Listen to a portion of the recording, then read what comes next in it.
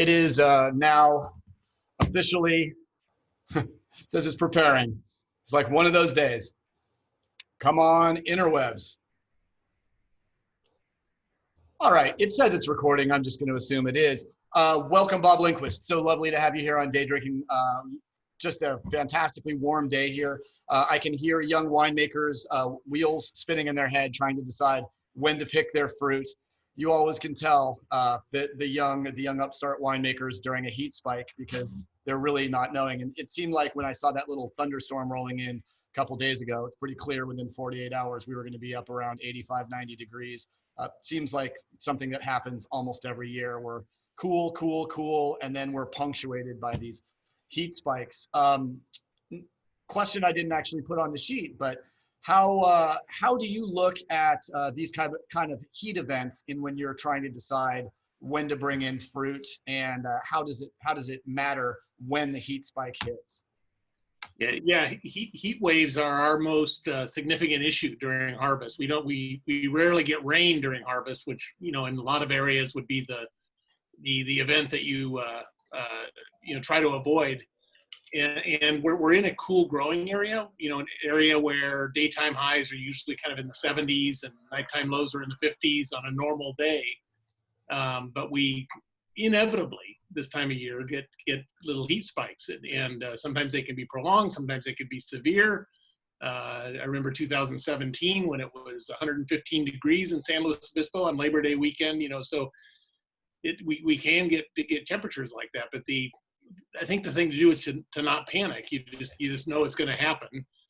And if you have fruit that's ready before the heat wave, it's always good to get it in, I think. Right.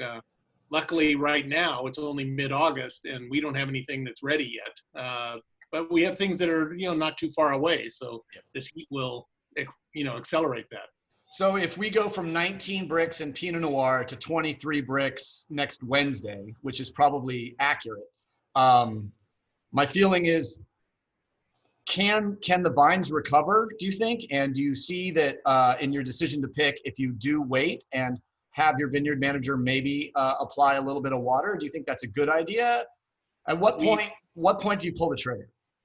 Yeah, we started watering on Tuesday in our Pinot Noir.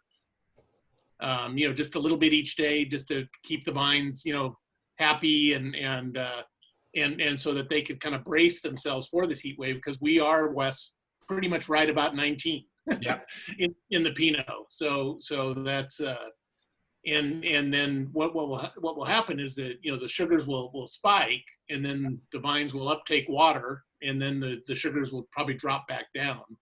A lot depends with heat waves. A lot depends what the weather's like right after the heat wave.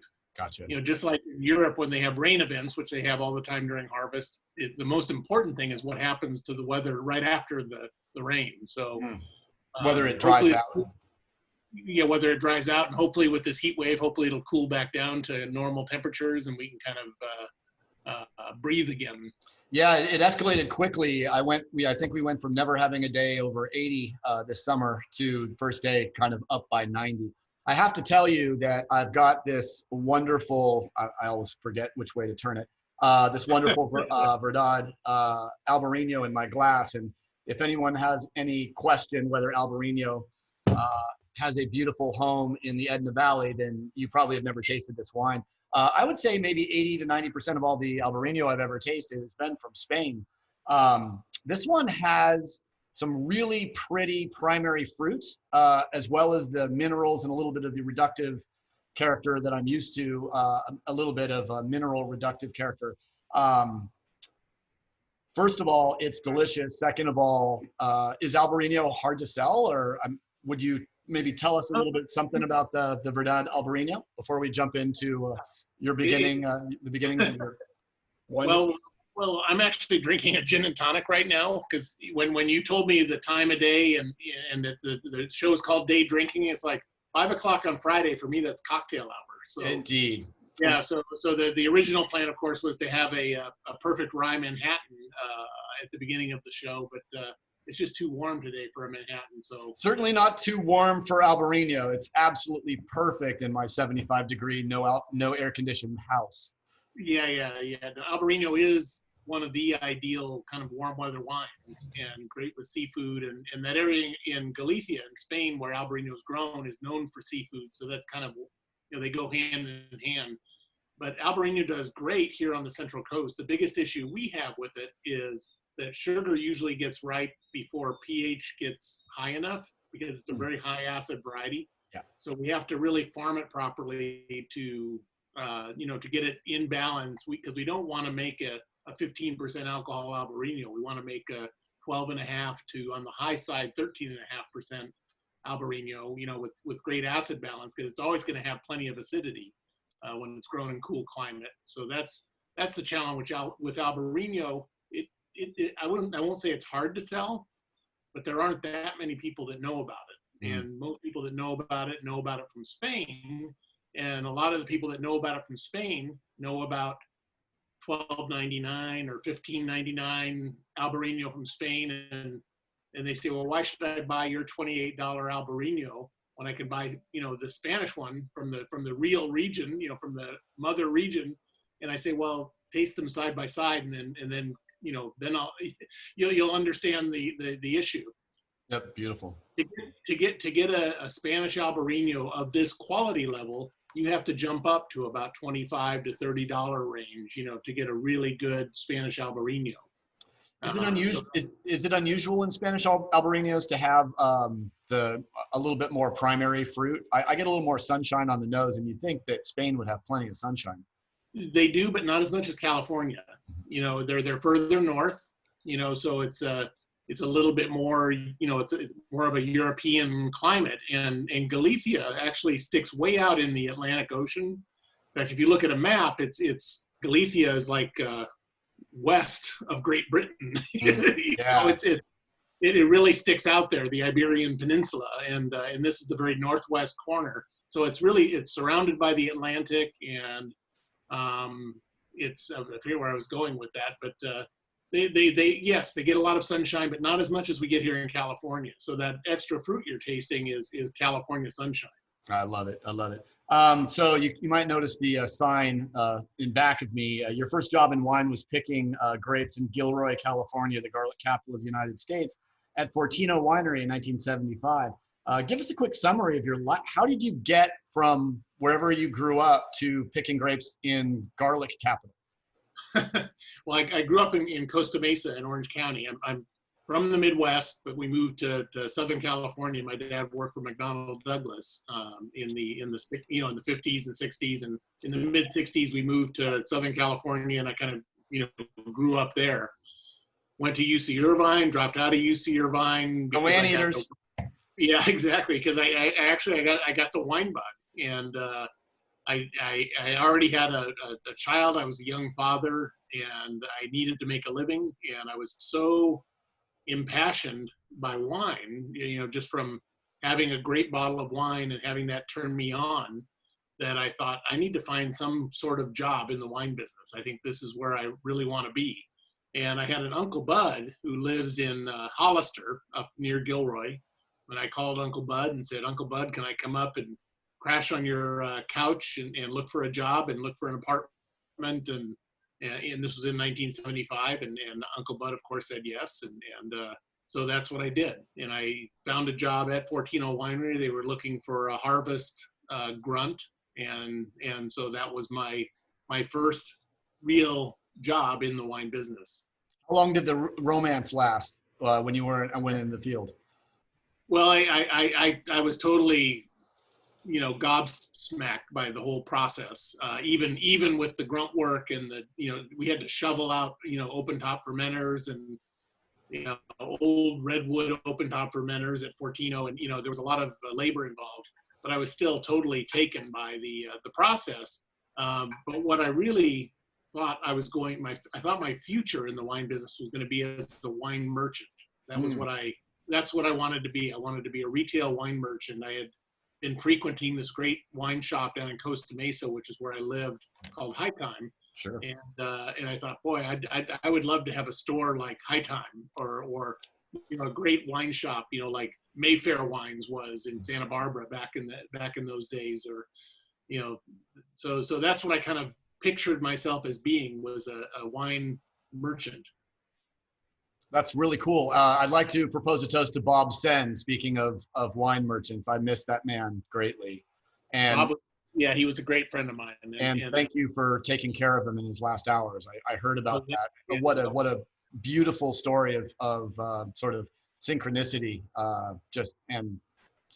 Bob Sen was a local wine merchant here. He was the first person to ever buy my wine. I tasted him on some home wine I made. He said, as soon as you're ready to release, I'll buy whatever you make. And he was a friend of mine. He suffered a pretty tough fight with lung cancer, came back and then didn't tell anybody it had returned. Called me a week before he passed, and we had a chili dog at Cajun Kitchen, and he didn't say goodbye. He didn't make it weird, but boy, I really do miss Bob, and hell of a dude. And yeah, he sure was. He was a great guy. Yeah, that's great. So 4 years later after your time at Fortino, you're deep in your master's degree study at the University of Zaca Mesa. What happened in those 4 intervening years, and what can you tell us about those early days at one of the most important wineries for the production of great winemakers in Santa Barbara, Zaca Mesa? Well, sure. What brought me to the San Ynez Valley originally was a job as a wine merchant. I managed a retail wine shop in downtown Los Olivos, where the Los Olivos Cafe and Wine Merchant is now. It was owned by the son of the owner of Zaca Mesa, John Ream. And he hired me as his manager. And shortly after I got hired there, I met all the guys from Zaca Mesa. They came in, Jim Clendenin, Ken Brown, Adam Tolmack. They all came into the wine shop and bought wine, and we struck up a friendship. And Jim and I especially, because we realized that we were both born in January of 1953, so we had that in common. And at this point, this is 1979, so we were 26 years old, and kind of just getting started in this business, and total wine geeks. And Jim and I had that in common. Adam had that in common, and Ken Brown we all had that in common. And one thing led to another, and I got hired at Zaca Mesa to be their first tour guide. And we didn't get very many tourists. This was right before the harvest of 1979. So most of my time was spent helping in the cellar. And so Jim Clendenin, who was the assistant winemaker, was my boss. And he kind of, mentored me and taught me how to turn on a pump and how to rack a tank and, do the kind of things that Zaca Mesa was doing, filling barrels, checking barrels, how to take care of empty barrels, all the little things that you need to learn to make wine. And that's where I really got turned on to that process. And at that point, I decided, rather than being a wine merchant, maybe I'd like to be a winemaker. And one thing led to another, I did. Do you think selling wine off premise, what was the difference between your learning curve? Because I remember when I went into production, like 3 weeks into harvest, I went to a party down in LA. I got a day off from Brian Babcock, drove to LA, went to a party. Everyone started asking me questions about being a winemaker, and all of a sudden stuff started coming out of my mouth, and everyone started listening to me for one of the first times in my life. I found that production drove my understanding and education of wine far greater than anything I'd ever done in wine. I've never really worked in a wine shop. What do you think the difference is as far as what really drove your passion? As far as, it seems like selling wine was what you wanted to do, but when you got into the production, that kind of just grabbed you. Is that accurate? And how did that? That is accurate. And I think the difference there is that, instead of, talking or thinking about wine from a production standpoint, I thought about wine from a quality and regional standpoint, because I had been such a wine geek and wanting to learn about different areas. And especially during the early days at Zaca Mesa, I became quite a Francophile. I mean, I loved California wines, but Ken Brown was a Francophile, Jim Clendenin was a Francophile, Adam Tolmack became a Francophile like me, because we loved the balance and we loved the tradition and we loved the fact that, you could taste a Burgundy and know that it was from Burgundy, or you could taste a Northern Rhone and know that it was from Northern Rhone, or a Bordeaux, and, et cetera, et cetera. And so I think I came to it, a little bit differently just because of that. Do you think Jim was the sort of ringleader in that? I mean, if Jim had not loved it, here's a tough question. If Jim had not loved French wine as much as he does, would that have fundamentally changed the course of the history of Santa Barbara County wine?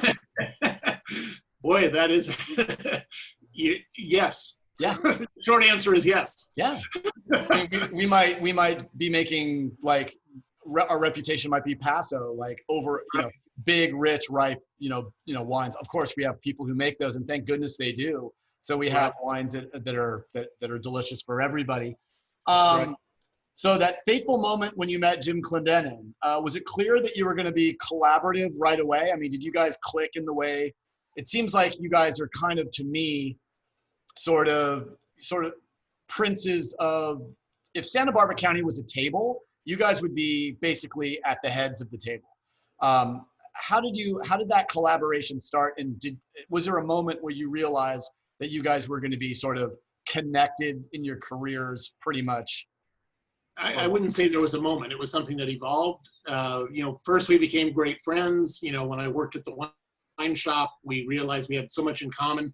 And then, that friendship grew as we worked together at Zaca Mesa. And then when we started our businesses in 1982, Jim and Adam Tomac started Au Bon Climat the same year that I started Coupe. And they convinced me to start Coupe while I was actually still working at Zaca Mesa. They had gone off and worked in France during the 1981 harvest, came back and said, we're starting our own Burgundian-oriented winery, and Bob, you should start your own winery. And in that period right before that, I became really turned on to Rhone Varietals, and that's what led, from the importer Kermit Lynch. Yeah. And that's what led me in that direction. And since Jim and Adam were doing a Burgundian thing, even though I love Burgundy, I thought, I'm going to do a Rhone thing because I love Rhones and there's very little being done with them. And actually at Zaca Mesa, we were also heading into a Rhone direction. So that all that was kind of coinciding and coming together at the same time. And so you guys kind of all had a puzzle piece to kind of put together. If they were going to sort of be on the Burgundy side, you were going to be a little bit more on the Rhone side. And I always thought Coupe was probably the best symbol and name for a winery in all of Santa Barbara County, and I'll tell you why. Is because Au Bon Climat, to me, tries to legitimize, in a certain way, tries to legitimize California wine with a French accent. The same way we use barrels, the same way Chateau, Clos, Domaine. Coupe is the Chumash word for the California bell poppy, right? Right. That's exactly right. Yeah. And yeah. A, my wife's favorite flower in the world, B, the state flower of California, and it gives this beautiful word, which I think is evocative, but it doesn't rely on anything but pure Santa Barbara County, pure Chumash sort of history. And I've always felt not only, and I love the little kind of cool little swirls that have, I love the idea. Thank you. That's great. It's a great poppy design. I agree. Yeah. Yeah. That's absolutely fantastic. Yeah, that's a poppy design from the arts and crafts era, from the Gustav Stickley Craftsman School, early 1900s. Is that like the guy who wrote the book of design? That, like, it's a $400 book that has basically every design from nature. I don't know if you've ever seen that book. It sounds like I don't think that was Stickley. Stickley's best known for furniture. He was a furniture builder. Stickley Furniture, which still exists today, but he had a school of craftsmen that did all kinds of different artworks. Sort of like Chihuly, like kind of. Yeah, exactly. Started it himself, and then similar kind of yeah. And from that craftsman school, one of his artists, whose name I still don't know, came up with that poppy design as a design to put on pillowcases and bedspreads, with the idea that if you had poppies on your pillow, it would help you sleep. I love, or I won't go there, but yes, we all know what poppies can do, especially in pre-Taliban Afghanistan. That's right. So maybe when you think back to your time at Coupe, which obviously was an amazing run, is there anything that pops out in your mind that would help us understand something special about what Coupe was, or is, but under your tutelage. Yeah, yeah, and I would say was, because you know, the winery was sold through a weird set of circumstances that I'm not going to elaborate on right here.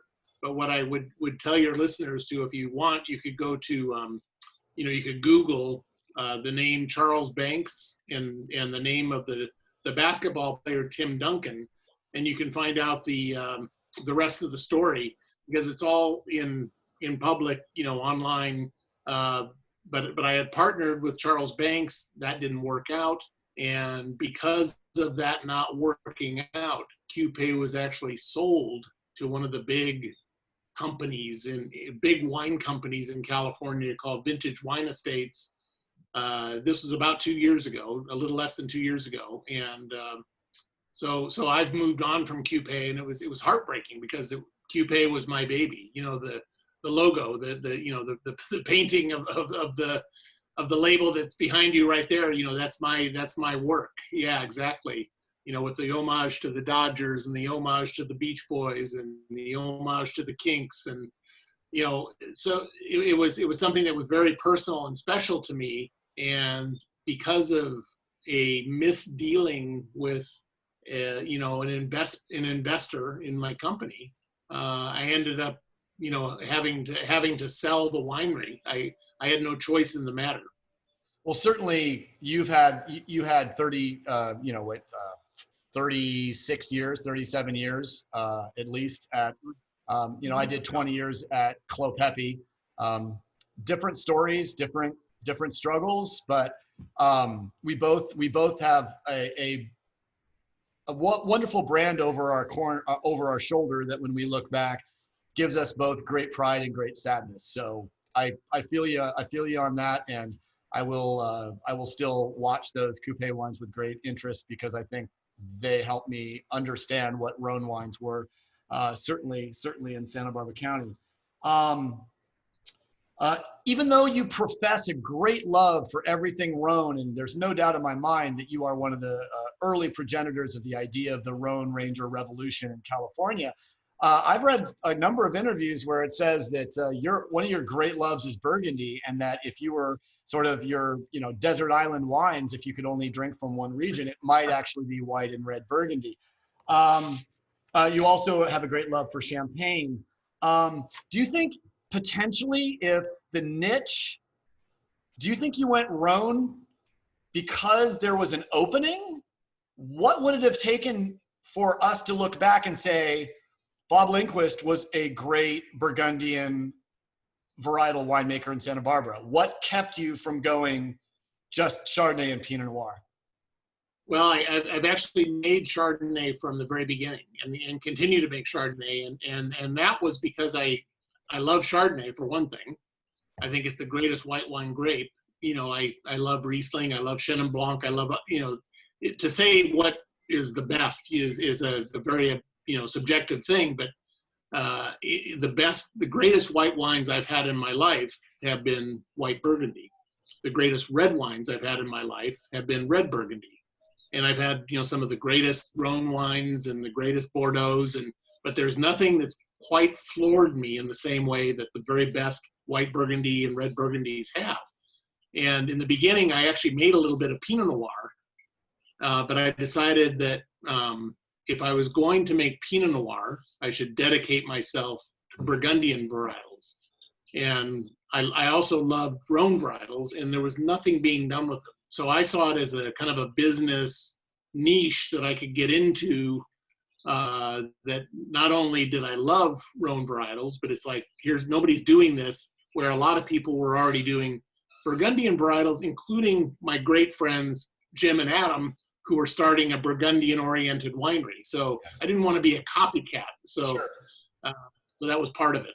Well, thank goodness that you did. I think that was a very obviously important. One question that came up over and over again when I asked people, what should I ask Bob when he comes on, was this specifically. Tell us the story of the development of Rhone varietal wines in California and Santa Barbara, and perhaps even the origins of the Rhone Rangers. Why, you know, and maybe even add a little bit about when Syrah can be expected to have its moment? I think it's having its moment. You know, finally, I think, you know, Syrah is finally catching on, you know, around the world, or, you know, around the country, you know, with, you know, from California. It's never, there's something about the exotic aspect of cool climate Syrah that turns some people off to the wine. And I don't quite get it, but, you know, it doesn't have the kind of silky pleasure that you get from Pinot Noir, and it's a very different animal than Cabernet Sauvignon. I'm very much generalizing, obviously, but sure. But you know, Syrah has this seductive character that's different than any other great red. But Syrah and the other Rhone varietals do great in California, and I would argue that they do best in the South Central Coast where we grow them. I mean, there's a lot of other great areas for Syrah and for Grenache, you know, in California, and different expressions come from Paso Robles or from the Sierra foothills or from Sonoma County. But where we are, because of our cool climate and because of our dry climate and long growing season, we can let Syrah and Grenache and Roussanne, you know, hang out there for a very long time and develop a lot of flavor without getting rained on in October. And so they really turn into these really special wines that you know, I think compete on the world stage. Absolutely, and I do love that idea. I hadn't really thought about it, because I would say 95% of all the Rhone wines I've ever consumed have been from Santa Barbara County, and when I can afford it, a nice Northern Rhone or a Hermitage Blanc, which I still think is probably the greatest wine in the world for the money. No, that's absolutely beautiful. Now, we did talk a little bit about the Albarino. I've got the Chardonnay Viognier blend in my glass. Anything you want to talk to me about this before I get into a little bit of Verdun? Well, this is a wine that you know, coincidentally circles back to the Miller family.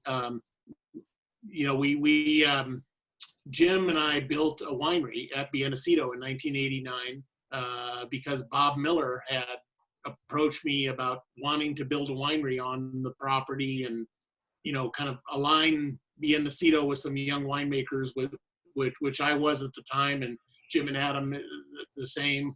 And so it was this kind of thing that came together in a really synergistic way in the late 80s. And I was already making small amounts of Marsanne and Viognier from a little vineyard in Los Olivos that I was leasing. And the Millers wanted to graft over some, I think it was Gamay Beaujolais Clone Pinot. In fact, it was Gamay Beaujolais Clone Pinot Noir to Viognier. So they did, and I got the first crop of Viognier off of that block, and I had 2 barrels. You know, so a very small amount of this Viognier that got a little bit ripe, and I liked it, but I didn't like it as much as the Viognier that I had made kind of purposefully from this little vineyard in Los Olivos that we were working with. And I was at a friend's house, and we were drinking a wine out of his cellar from a winery called Mosta de Moscasac Blanc. And it's a wine that's mostly Chardonnay and Viognier, and it has a little bit of Petit Manseng and Gros Manseng in it as well.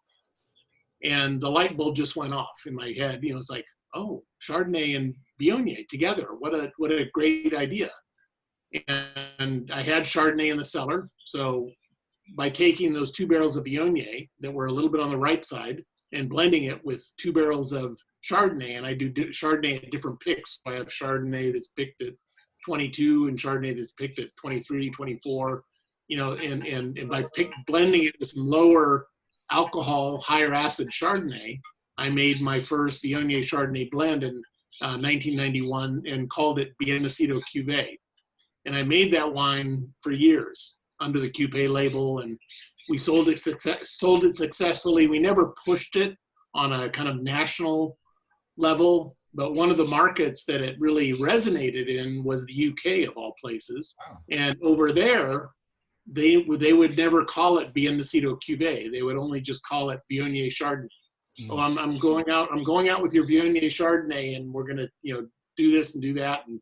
And so when I decided to make this wine again under my new Lindquist label, I wanted to just call it Viognier Chardonnay. So that's what it is. 50% Viognier, picked on the ripe side, 50% Chardonnay, picked on the lower end of ripeness to rein the alcohol, bring the alcohol down, kind of give the wine its freshness and acidity, and really pretty stuff. It's stunning. I've never had a wine quite like it. It reminds me a little bit of a Chardonnay Semillon blend from Australia. Maybe same idea, structure, unctuousness, a little sluttiness in the nose. It's really beautiful. Could you do this with warm climate Viognier, or would that just ruin this?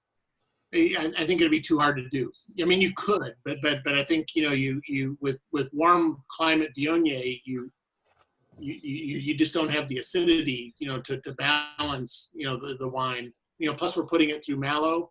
I mean, I suppose you could do it in warm climate if you block the malo. You can make a similar type wine, and actually Pine Ridge makes a similar type wine from Viognier and Chenin Blanc, from warmer climate Napa Valley. This is a wine that's pretty much unique to the South Central Coast. Cool climate Viognier, cool climate Chardonnay, Viognier that's picked overripe if it was on its own, and Chardonnay that's picked at the very beginning of its ripening phase. It's got it certainly speaks volumes, a little bit of the barrel treatment, and I don't get a lot of new oak, but what I do get is a little bit of like brown butter and a little bit of almost like a Werther's candy. And it's a really interesting layering on top of the floral characteristics and a lot of what I'm normally associated with the Viognier aromatics. And I don't know if any white wine has more aggressive aromatics than Viognier, but in a cool climate, it really shows beautifully. And it might be the first time I've had a 50-50 blend of the wines, and I'm gonna have a really good time consuming most of this bottle when I get my Chef Rick's delivered at 6:15. So that's absolutely perfect. So Verdad, we talked a little bit about that via Albarino, but I certainly need to circle back just a second on that. And that is that Verdad means truth. It means like, okay, it kind of means about the same as guapo. Everything is good, everything is true, you hear the word quite a bit in the Spanish language. I spent quite a bit of time in Spain when I was in college. Sort of like decor, Yeah, exactly. It's la verdad. It's like, all good. That's all good. We're in simpatico.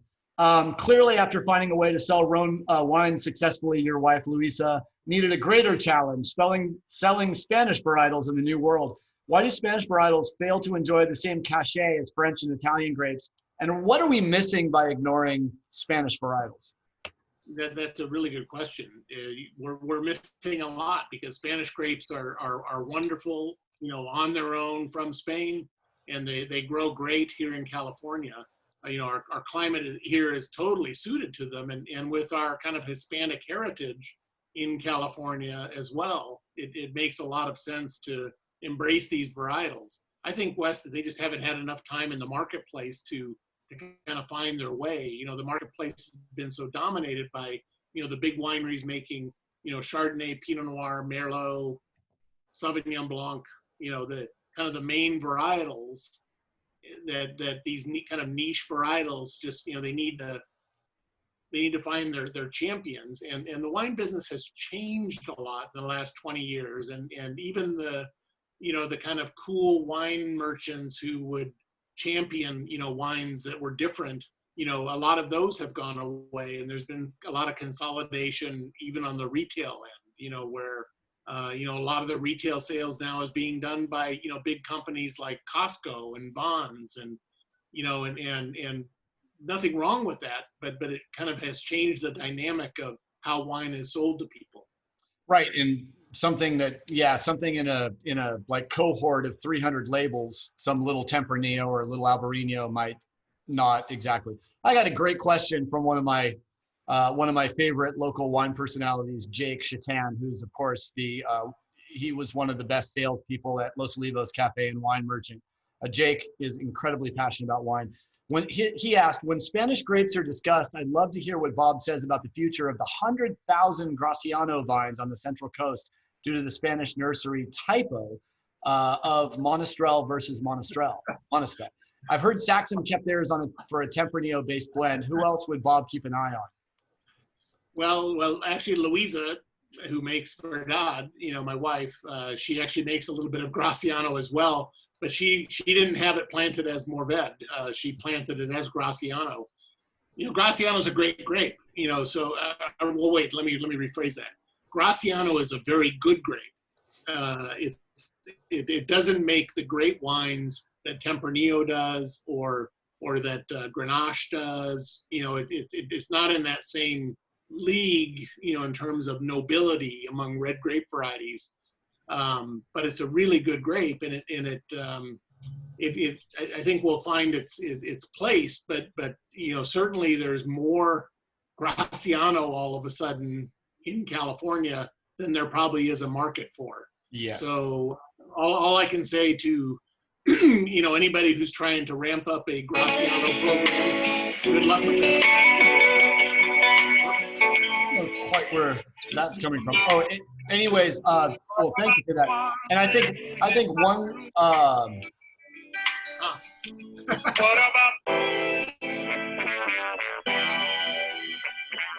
Somebody has attacked the No one besides us has the ability to change the music.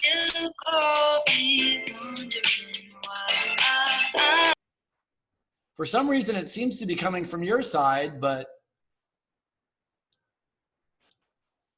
let's see. Unmute. Huh. That was interesting. I'm clicking unmute. For some reason, let's see, unmute audio. I have no idea where that sound was coming from. Let's see, unmute. And I'm having serious internet problems. For some reason, I muted you and then the music stopped.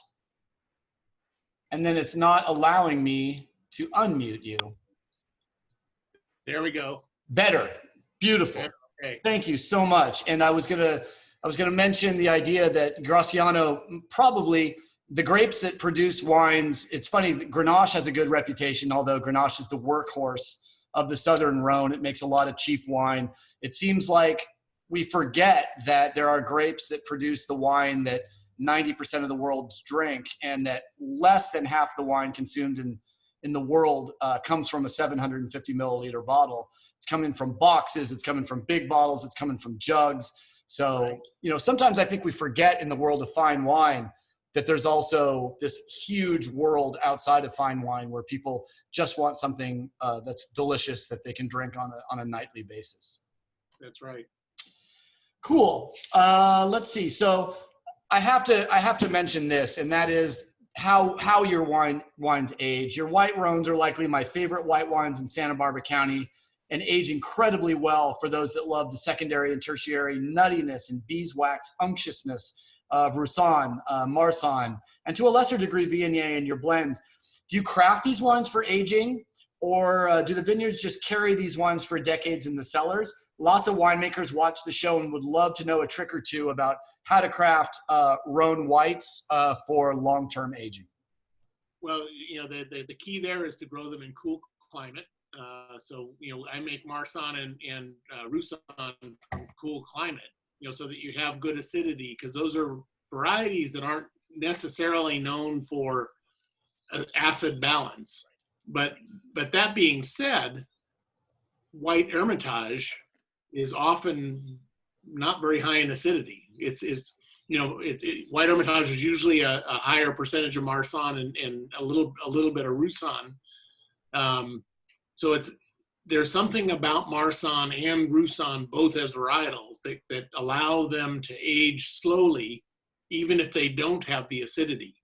And I would point out like an Australian Marsanne, something like Chateau Tabilk, which can age for 20, 25 years, and it gets this unctuous, beeswaxy.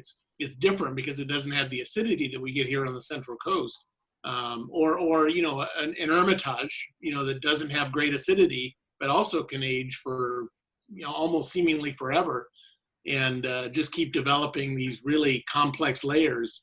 But for me, the important aspect is growing it in cool climates. So we do have decent acidity. And then, yes, I craft them for age worthiness by picking at a reasonable sugar level, maintaining that acidity, bottling them with a decent amount of SO2 so that they, can go the long haul. And they reward not every time. I have had some Marsannes and Roussannes that haven't aged as well as others, but most of them age remarkably well. What's a vintage that's hitting on all cylinders right now if you like a fully mature Rhone white? Well, you mean out of my cellar? Yeah, or any wine you've made that's just that you would break out if there was. Sure. Yeah, so I've been tasting a lot of wines out of my cellar recently because I've been moving my personal cellar around. But the 1996 Roussanne that I made from grapes that I bought from John Alban is just like at its peak right now. It's just so beautiful, and it's got everything going for it that an older Roussanne, kind of like an older Chateau de Beaucastel Roussanne, how those age. It's got a lot of those similar characters. And then just recently I had a bottle of my 94 Marsanne that came from the Ibarra Young vineyard in Los Olivos. And that's just now, kind of reaching its peak as well. It's still fresh, yeah, but it's totally resolved. It's not going to get any better at this point than it is right now. 24 to 26 years. Do you remember the pH of those wines when they were brought into the winery? The Roussanne was low. So Roussanne in cool climate, keeps a very low pH and has quite high acidity. Marsanne a little bit less so. But I picked Marsanne at a little bit lower sugar level. So we're usually picking Marsanne at about 3.3 pH, where we're picking Roussanne about 3.1, maybe to 3.2 pH. And Roussanne is being picked at, 23.5 to 24.5 bricks, where with Marsanne, I'm picking it at about 21 to 22 bricks. Because the pH is sliding up pretty quick. The pH goes up quickly in Marsanne if you wait. That's wonderful. You've described the Santa Maria Valley as having similar degree day accumulation as the great regions of France and Europe, including the Rhone Valley, but arriving at ripeness by a much different path. I found that a very compelling statement. Could you elaborate on how do the similarities and differences in Hermitage and, say, Bien Nacido play out in the winery and play out in the glass? Sure. Well, in the Northern Rhone, they have a much colder spring and a much colder fall, and then they get rain, throughout the growing season. Where we have this really long, cool growing season, a growing season that's ideal for Chardonnay and Pinot Noir that ripens at the end of August or up until mid-September for Chardonnay or late September in some years. But then we have these wonderful, weather months in September and October that allow us to leave, later ripening varieties on the vine to develop more flavor and get to the right sugar level, get to the right ripeness. So in the Rhone, they have a warmer summer and a cooler spring and fall than we have, but the overall kind of development is somewhat similar. It just it happens more quickly in the Rhone because the bud breaks later, harvest is earlier, summer's hotter, but and then we have this long stretched out season. Does that make sense? Oh, no, it does. It's basically latitude temperature index. On the 45th parallel, you're going to get cold, hot, and cold. Here, it's just constant and amazing. If you had $25 million, someone came up to you and said, here's $25 million to make the Hermitage in Santa Barbara. What could you do with $25 million to change the terroir of California? Wow. I mean, could you buy galets? Could you buy stones and put them under every row to? I don't think you would need to. All you would need to do is plant a new vineyard block at a vineyard like Biennacito, that has all the perfect conditions, for growing Roussan, and then just make the wine. We have everything that we need already here. You can't duplicate the hill at Hermitage, even with $25 million.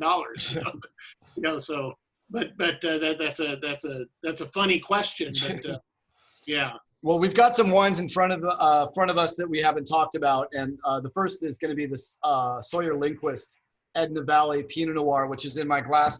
My guess is maybe 10% stem inclusion. It's got some really nice savory character to it too. Talk a little bit about this one. Yeah, sure. It's actually about 40% stem inclusion, which well integrated. Yeah, and that's the key right there. Is the stems it's from a vineyard that Louisa and I planted up here in the Edna Valley. That's Demeter certified biodynamic, so biodynamically farmed, and I think that plays into the maturity that we get in the stems, at reasonable ripeness levels. When winemakers use stems or whole clusters in red wine fermentations, they always talk about, mature stems, stems that are not too green. I think it's difficult to get to brown stems without getting to over ripeness. Yes. But as long as the stems don't have too much of that green character, that green kind of puckery character, then I think stem inclusion, as long as they taste good, and I always taste the stems. That's something that's a very important part of the process, is to actually chew on those stems and see what they taste like before making that decision about how much to use. But stems definitely give Pinot Noir and Syrah, extra backbone, extra complexity, and extra longevity. Any difference in how you handle the fruit from Edna Valley versus Santa Maria Valley? Not really. They're actually quite similar in climate. So we handle them, roughly the same way. Let's talk about violets and tapenade. In other words, let's talk X Block. To me, the X Block Syrah from Biennacito is one of the most show-stopping red wines on the planet Earth. It is almost inimitable. I don't know if I would be surprised I don't think anyone could confuse me on X Block Syrah. What is it about this little section of the Biennacito vineyard that makes it so special? It's just one of those things that I don't want to say it was luck, but it was just kind of a little bit of, serendipity, I suppose. I probably told you the story before, and if I haven't, I'm going to tell it right here and try to keep it brief. But in 1985, I met Bob Miller, one of the founding partners of Biennacito, at a tasting, and he was tasting my Syrah, and he said, we've been thinking about grafting over some of our vineyard to Syrah. We think that it would really do well there. And I said, well, I think really you're probably too cool of a spot for the grape variety. Just off the top of my head, thinking you're, I think of Biennacito as Chardonnay and Pinot Noir, even back in 1985. And he said, well, we have Cabernet Sauvignon and Merlot growing there, and they ripen every year. And I said, yeah, but have you tasted them? And then he laughed, and the way that Bob Miller laughed. And he said, yeah, you're right, they're not very good. That kind of, and he didn't really say they're not really good, but the inference was that they didn't really taste that good, even though they did get ripe. And I think the difference there is that those varieties, Merlot to a much lesser extent, but Cabernet needs heat in the middle of the growing season to really ripen properly and kind of, burn out that veggie bell pepper character out of the grapes. Syrah doesn't need that. Syrah kind of thrives on having that cool climate in the middle of the season to develop I forget the word that I'm looking for. It starts with an R. There's this is what happens when you turn 67. You forget words sometimes, but there's a component that gives black pepper spice in yes in Syrah. It's a word that starts with an R. I'll think of it later, but we get that because of the cool climate that we're growing it in. So anyways, long story short, I went out to Biennacido, looked at different blocks at Biennacido, and we kind of selected what would be the warmest block of grapes that Biennacido was having trouble selling at the time. They were having trouble selling Riesling.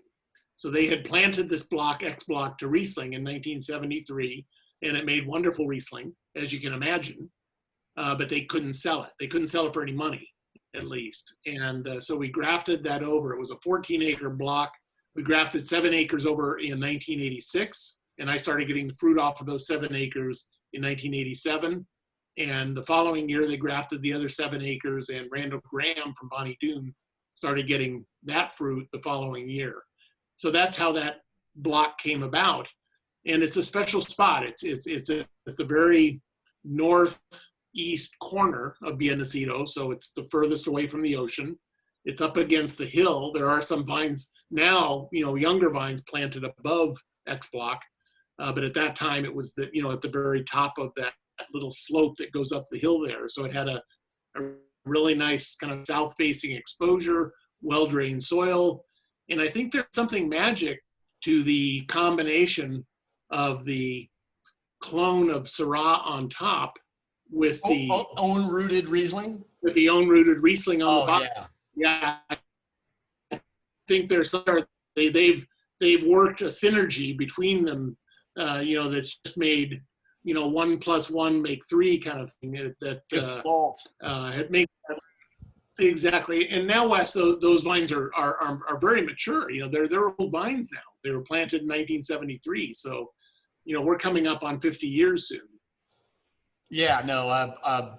These own-rooted Biennacido vines constantly confound me how they can produce wines of this beauty. And I was able to taste a 05 X block made by Jeff Wilkes out of Magnum 2 years ago. We were selling them for $100 a mag out of the original tasting room.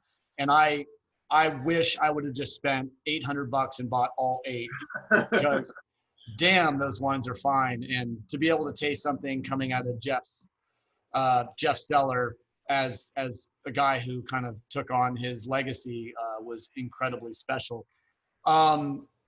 Thank you again for basically all the wonderful information. All we have left to do is the speed round. And I'll tell you what, the speed round is not only, it's sort of like a quick little game show, but you have the opportunity right now to win a beautiful 2-can selection of Russian River Brewing Pliny for President 2020.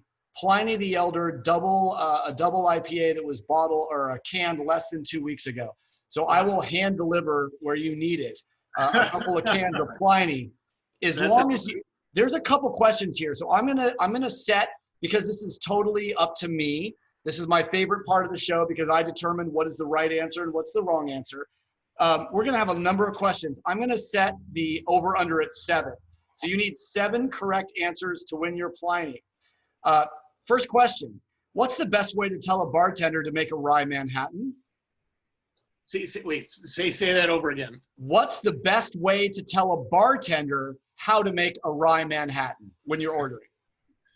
Well, I tell them how to make it the way I like to drink it.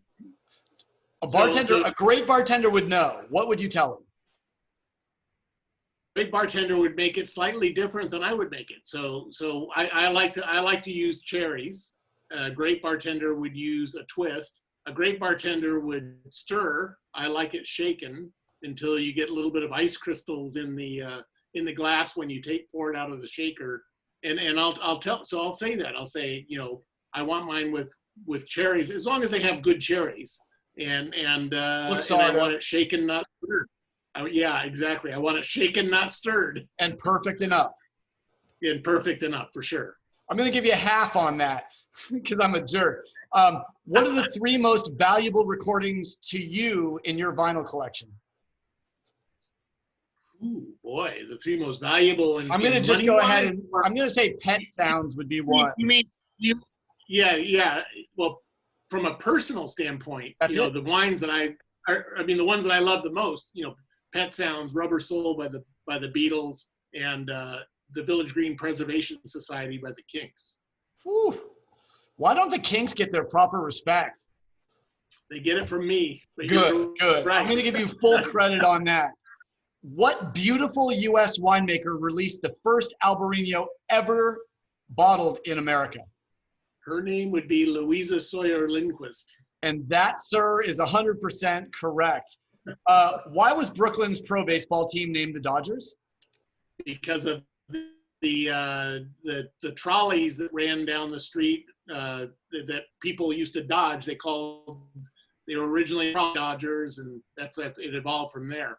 Yes, supposedly trolleys killed thousands of people during their heyday, but Brooklyn was well known as being the place where no one died of trolley death because they were smart enough to stay out of the way. That's a full. They were trolley Dodgers. They were trolley Dodgers. What year were the Brooklyn Dodgers established? Ooh, I don't know, but it was in the obviously late 1800s. They were the teams.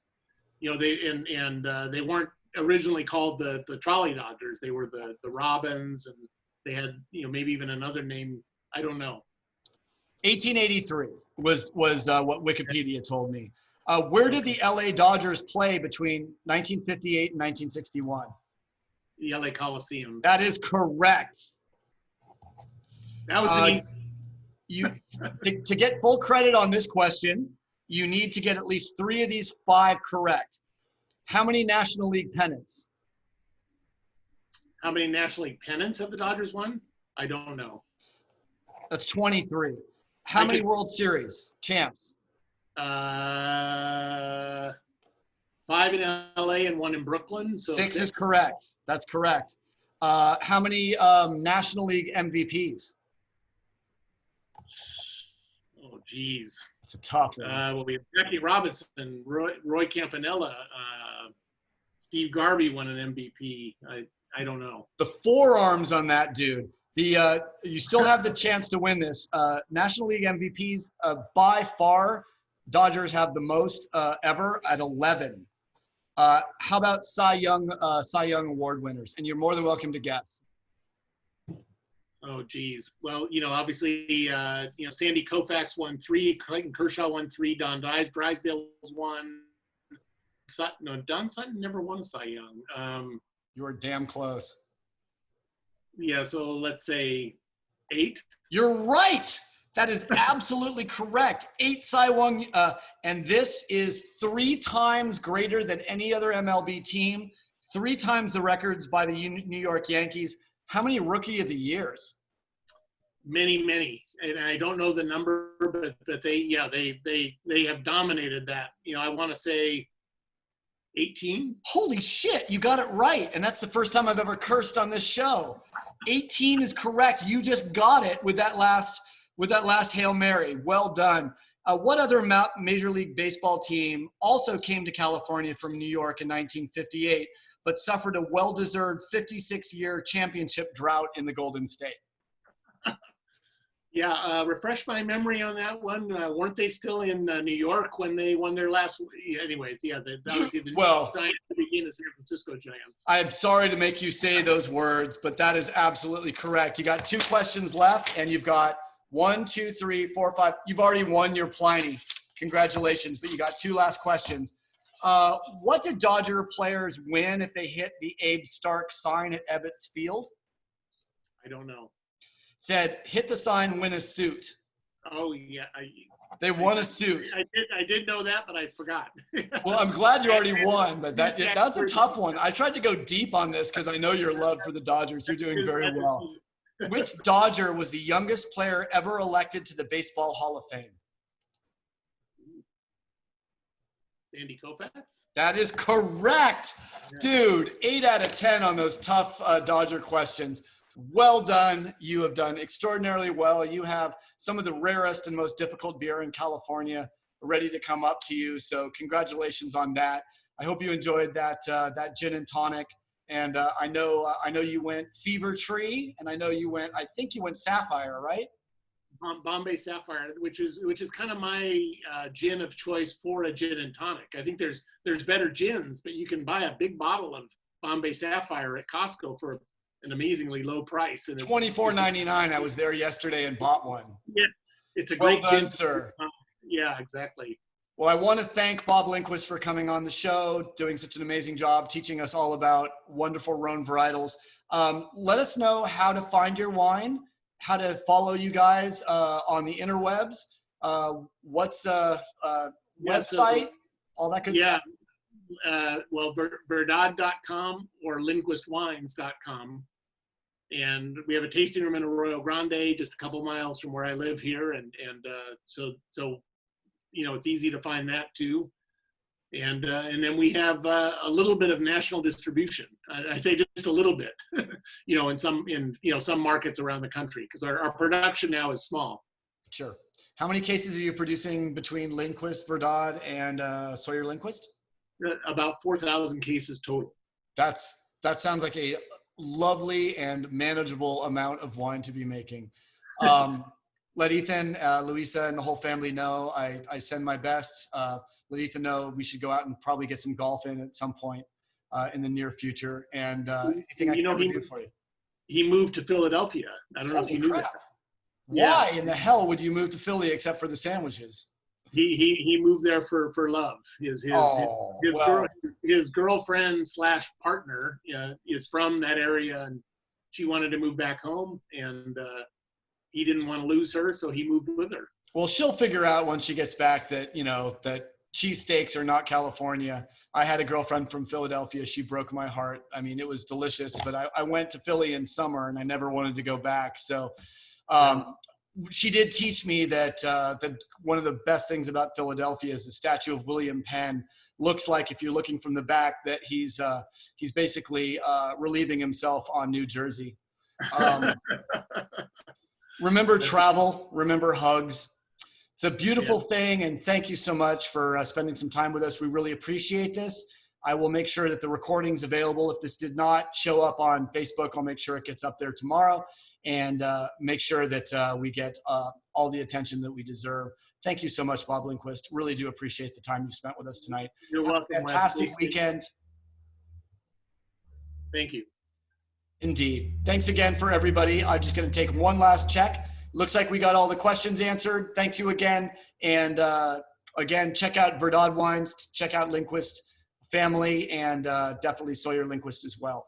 Thank you again to Bob Lindquist, and thanks again for helping us understand and enjoy Rhone-style wines here on the Central Coast. And we'll check in with you soon. Thank you again for sending me and dropping off these wines. They will keep me company all weekend long. All righty. Cheers to Santa Barbara. Cheers to Lindquist. Thanks again. Check it out and make sure to support all these wonderful wines. As I always close the show, make sure to find someone in your family, in your neighborhood, and maybe someone you don't know all that well. Give them as much support as you can during these wonderful and terrible times in 2020. And realize that if you can't be with the wine you love the wine you're with. But tonight we're hanging out with the Lindquist wines, and I absolutely love these wines. Thanks again, Bob, and we'll check in with you soon. Sounds good. Thanks. Cheers. Take good care, everybody.